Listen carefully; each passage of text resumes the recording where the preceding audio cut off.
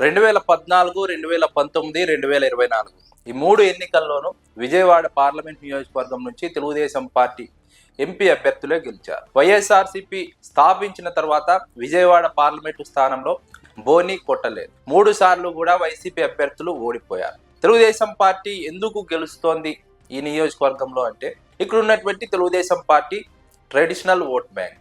అదే సమయంలో తెలుగుదేశం పార్టీకి దశాబ్దాలుగా అండగా ఉంటున్నటువంటి కమ్మ సామాజిక వర్గం. ఈ 2 కీలక అంశాలు విజయవాడ పార్లమెంట్ నియోజకవర్గంలో తెలుగుదేశం పార్టీ గెలవడానికి దోహదం చేస్తున్నాయి.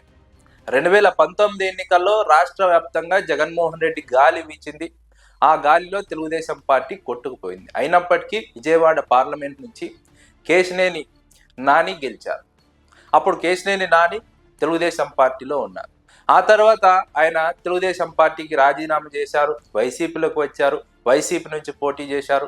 ఆయన పైన సొంత తమ్ముడైన కేశినేని చిన్ని తెలుగుదేశం పార్టీ నుంచి పోటీ చేసి గెలిచారు.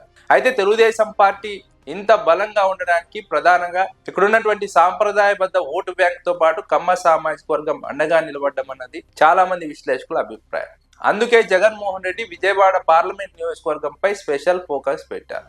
ఎలాగైనా వచ్చే ఎన్నికల్లో గెలవాలని భావిస్తున్నారు.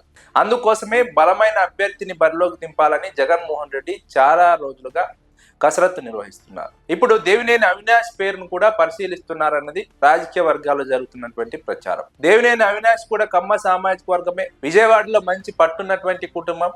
ఈ నేపథ్యంలో దేవినేని అవినాష్ అయితే సరైన వ్యక్తి అవుతారంటూ కూడా వైఎస్ఆర్సీపీ అధిష్టానం ఆలోచిస్తోంది. అదే సమయంలో కేశినేని శ్వేత పేరు కూడా వైఎస్ఆర్సీపీ అధిష్టానం పరిశీలిస్తోంది. మళ్ళీ రాజకీయాల్లో యాక్టివ్గా ఉంటామనే సంకేతాలు కేశినేని శ్వేత ఇస్తున్న నేపథ్యంలో ఆమె పేరును కూడా విజయవాడ ఎంపీ అభ్యర్థిగా వైసీపీ అధిష్టానం పరిశీలిస్తోందని చాలా రోజులుగా జరుగుతున్న ప్రచారం.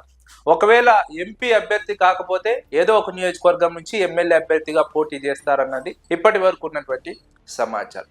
ఒకవైపు దేవినేని అవినాష్ పేరును పరిశీలిస్తున్నారు, మరోవైపు కేశినేని శ్వేత పేరును పరిశీలిస్తున్నారు. ఈ ఇద్దరు కూడా బలమైనటువంటి నాయకులే. 2 కుటుంబాలు కూడా బలమైనటువంటి సామాజిక నేపథ్యంతో పాటు బలమైన రాజకీయ నేపథ్యం, ఆర్థిక నేపథ్యం ఉన్నటువంటి వారు. వీరైతే వచ్చే ఎన్నికల్లో గట్టిగా ఎదుర్కోగలరు. అదే సామాజిక వర్గం సంబంధించిన వాళ్ళు కాబట్టి ఖచ్చితంగా గెలవడానికి అవకాశం ఉంటుందని జగన్మోహన్ రెడ్డి భావిస్తున్నారు. అందులో భాగంగానే వ్యూహాత్మకంగా విజయవాడ పార్లమెంట్ అభ్యర్థిని బరిలోకి దింపాలని వైసీపీ అధిష్టానం ఆలోచిస్తోంది. అందుకే దేవినేని అవినాష్ పేరును, కేశినేని శ్వేత పేరును పరిశీలిస్తున్నారు.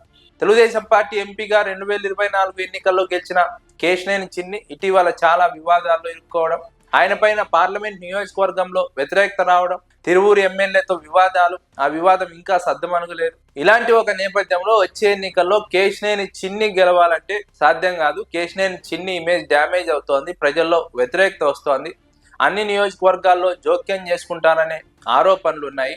ఎమ్మెల్యేలతో కూడా కేశినేని చిన్నికి పడడం లేదు. అన్ని నియోజకవర్గాల్లో జోక్యం చేసుకోవడం కారణంగా అక్కడ ఉన్నటువంటి తెలుగుదేశం పార్టీ ఎమ్మెల్యేలు, నాయకులు కేశినేని చిన్నిని వ్యతిరేకిస్తున్నారు.